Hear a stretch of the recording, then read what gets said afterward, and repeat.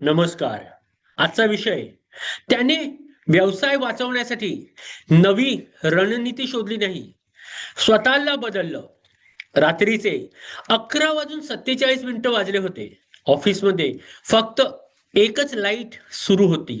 टेबलावर बिलांचा ढीग होता.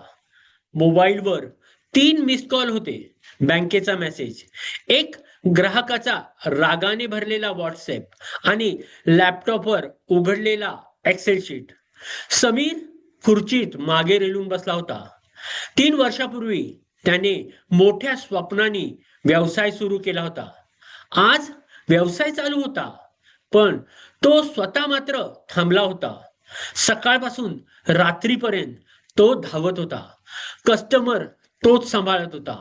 पेमेंट तोच फॉलोअप करत होता. टीमच्या समस्या तोच सोडवत होता.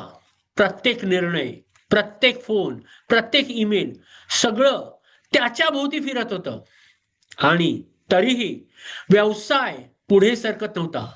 त्याला वाटायचं, कदाचित मार्केट खराब आहे, कदाचित स्पर्धा जास्त आहे, कदाचित ग्राहक बदलले आहेत, कदाचित नशीब साथ देत नाही. पण एक गोष्ट त्याने कधीच विचारली नाही. एका रविवारी तो एका जुन्या उद्योजकाला भेटायला गेला. वय साधारण 60, शांत चेहरा, कमी बोलणारा, पण अनेक उद्योग उभे केलेला. समीरने जवळजवळ तक्रारीचा पाऊसच पाडला. सर, मी खूप मेहनत करतो, टीम आहे, क्लायंट आहेत, काम आहे, पण ग्रोथ होत नाही. त्या ज्येष्ठ उद्योजकाने फक्त एक प्रश्न विचारला, तुझा व्यवसाय 5 वर्षांनी जिथे पोहोचावा असं तुला वाटतं, त्या व्यवसायाचा सीईओ आज तुझ्या जागी असता तर काय वेगळं केलं असतं? समीर शांत झाला. पहिल्यांदाच त्याने हा प्रश्न विचारला. सीईओ? तो स्वतःला अजूनही काम करणारा मालक समजत होता. पण भविष्यातील व्यवसायाला लागणारा नेता तो वेगळा होता. घरी जाताना त्याने स्वतःला प्रश्न विचारला, भविष्यातला समीर प्रत्येक छोट्या कामात अडकून बसला असता का? नाही. भविष्यातला समीर प्रत्येक ग्राहकाच्या तक्रारीवर भावनिक प्रतिक्रिया दिली असती का? नाही. भविष्यातला समीर संपूर्ण व्यवसाय स्वतःभोवती फिरू दिला असता का? नाही.